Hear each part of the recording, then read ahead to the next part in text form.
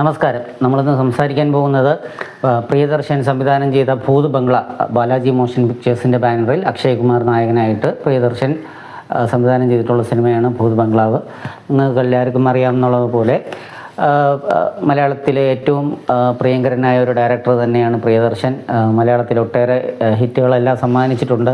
അതുപോലെ തന്നെ ഹിന്ദിയിൽ ഒരുപാട് ഹിറ്റുകളെല്ലാം സമ്മാനിച്ചിട്ടുണ്ട്.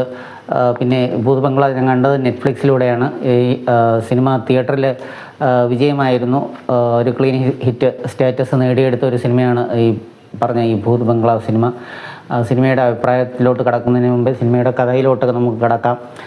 ഇതിൽ തുടക്കത്തിൽ തന്നെ നമുക്ക് കാണാൻ കഴിയുന്നത് ഒരു 2-3 ചെറുപ്പക്കാർ ഒരു റെയിൽവേ സ്റ്റേഷനിൽ ടിക്കറ്റ് എടുക്കാൻ നിൽക്കുന്നതും അതിൻ്റെ ഇടയിലൊരു ഒരാൾ പറയുന്ന ആ ഒരു മംഗൽപൂർ എന്ന് പറയുന്ന ഒരു സ്ഥലം, മംഗൽപൂർ എന്ന് പറയുന്ന ഒരു ആ ഗ്രാമത്തിൽ ഒരു കല്യാണം നടന്നാൽ ആ വധുവിനെ ഏതൊരു വധാസുർ എന്ന് പറയുന്ന ഒരു രാക്ഷസം വന്ന് തട്ടിക്കൊണ്ടുപോയി കൊലപ്പെടുത്തുന്നൊക്കെയാണ് പറയുന്നത്. അങ്ങനെ കഥ പറഞ്ഞ് തുടങ്ങി പിന്നീട് ലണ്ടനിലോട്ട് എത്തുകയാണ്. അവിടെയാണ് നമ്മുടെ നായകൻ അർജുൻ, അതായത് അക്ഷയ് കുമാർ ചെയ്തൊരു കഥാപാത്രം അർജുനുണ്ട്. അർജുൻ്റെ സഹോദരി മീരയുണ്ട്. മീരയുടെ റോൾ ചെയ്തിരിക്കുന്നത് മിഥില പാൽക്കറാണ്. അപ്പോൾ ഈ സഹോദരിയുടെ കല്യാണത്തിന് വേണ്ടി തയ്യാറെടുക്കുന്ന ഒരു സഹോദരൻ്റെ ചില ബുദ്ധിമുട്ടുകളും സംഭവങ്ങളൊക്കെയാണ് സിനിമയിൽ തുടക്കം കാണിക്കുന്നത്. ഇവരുടെ രണ്ടുപേരുടെയും പിതാവെന്ന് പറയുന്നത് ഒരു ഫിലോസഫറാണ്. പുള്ളി ആ റോള് ചെയ്തിരിക്കുന്നത് ജിഷു സെൻഗുപ്ത. ഏകദേശം അക്ഷയ് കുമാറിനേക്കാളും ഒരു 10-12 വയസ്സ് പ്രായം കുറഞ്ഞൊരു വ്യക്തിയാണ് ജിഷു സെൻഗുപ്ത. അതാണ് അക്ഷയ് കുമാറിൻ്റെ പിതാവിൻ്റെ റോള് ചെയ്തിരിക്കുന്നത്. അപ്പോൾ ഫിലോസഫർ ഓസ്ട്രേലിയയിലോട്ട് പോകുന്ന സമയം ഒരു അഡ്വക്കേറ്റ് വന്നിട്ട് ഇവരുടെ ഈ മംഗൽപൂരിലൊരു കൊട്ടാരമുണ്ട്, അതെല്ലാം നിങ്ങളുടെ പേരിൽ എഴുതിയിരിക്കുകയാണെന്ന് മിഥില പാൽക്കറോട് പറയുന്നു. മീര എന്നുള്ള ഒരു കഥാപാത്രത്തിനോട് പറയുന്നു. പിന്നെ അക്ഷയ് കുമാർ ആ കൊട്ടാരത്തിലോട്ട് വിസിറ്റ് ചെയ്യുന്നത്, ആ മംഗൽപൂരിലെത്തുന്നതും അവിടെ കൊട്ടാരത്തിൻ്റെ ഒരു സൂക്ഷിപ്പുകാരനായിട്ട് അസ്രാണിയുടെ ഒരു റോളാണ് വരുന്നത്. അസ്രാണി പഴയ നടനാണ്, എല്ലാവർക്കും അറിയായിരിക്കും. അപ്പോൾ പുള്ളി പറയുന്ന അവിടെ നമ്മൾ മണിച്ചിത്രത്താഴിലൊക്കെ കണ്ടതുപോലത്തെ ഒരു ഇന്നസെൻറ്റിൻ്റെ പോലത്തെ ഒരു ക്യാരക്ടറാണ്. അങ്ങനെ പുള്ളി പറയാൻ അവിടെ ഭൂതവും ഇതുപോലെ സംഭവമൊക്കെ ഉണ്ട്, അവിടെ ഒരാൾക്കും താമസിക്കാനൊന്നും പറ്റത്തില്ല. അങ്ങനെ അക്ഷയ് കുമാർ അവിടെ താമസിക്കുന്നു. പിന്നെ സഹോദരിയുടെ വിവാഹം അവിടെ വെച്ച് തന്നെ നടത്തണമെന്ന് തീരുമാനിക്കുന്നു. തുടർന്നുണ്ടാകുന്ന ചില പ്രശ്നങ്ങളും സംഭവങ്ങളൊക്കെയാണ് സിനിമ പറയുന്നത്. ഇതിൻ്റെ ഇടയിൽ നായിക കഥാപാത്രമായിട്ട് വാമിക ഗബി എത്തുന്നുണ്ട്. എന്തിനാണെന്ന് അറിയത്തില്ല. ട്രെയിനിൽ വെച്ച് ഒരു പരിചയപ്പെടൽ ഉണ്ടാകുന്നു. പിന്നീട് അതേ ഈ കൊട്ടാരത്തിൻ്റെ ലൊക്കേഷനിൽ വെച്ച് തന്നെ വീണ്ടും പരിചയപ്പെടുന്നു. അങ്ങനത്തെ കുറേ കോമാളിത്തനങ്ങളുമായിട്ട് മുമ്പോട്ട് പോകുന്നു സിനിമ. പിന്നീട് ഇടയ്ക്ക് 1-2 കോമഡി സീൻ എന്ന് പറഞ്ഞാൽ നമ്മൾ മലയാള സിനിമയിലൊക്കെ സ്ഥിരം ഈ പ്രിയദർശൻ്റെ സിനിമയിൽ തന്നെ കോമഡിയൊക്കെ ഈ സിനിമയിൽ എടുത്ത് കയറ്റി വെച്ചിട്ടുണ്ട്.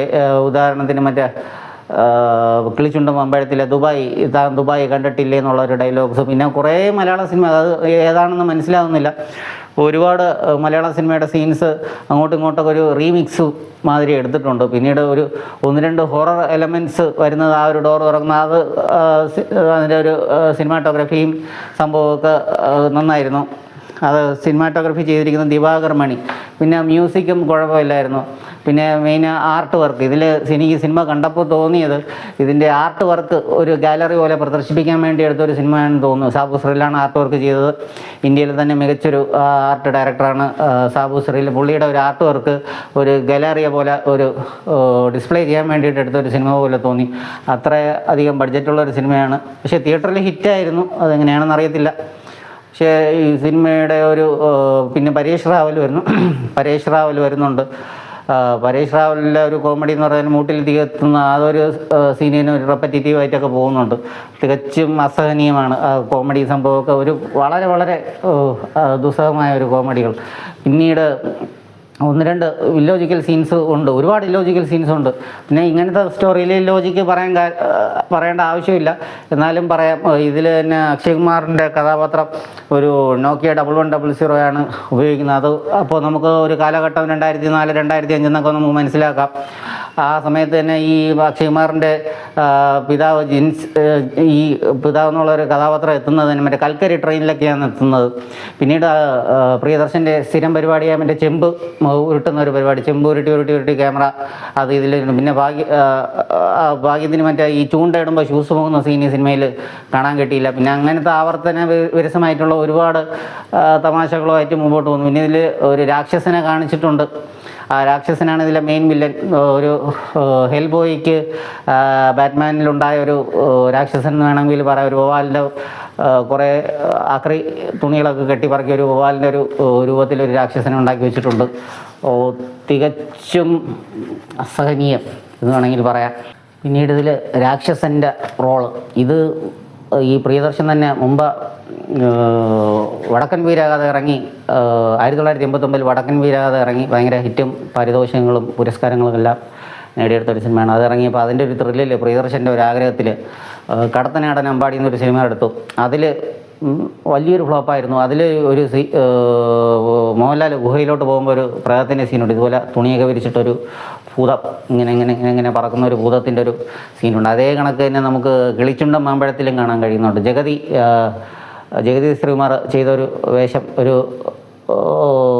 ഭൂതം രാത്രി കള്ളവേഷം കെട്ടിയിട്ട് ഇറങ്ങുന്ന ഒരു ഭൂതം, അത് മറ്റേ ഇതേമാതിരി പറക്കുന്നത്. അതേമാതിരി അതിന് വരെ ഒരു കറുത്ത ഡ്രസ്സ് ഇട്ടിട്ട് ഒരു ഭൂതത്തിനെയാണ് ഇതിൽ കാണിച്ചിരിക്കുന്നത്.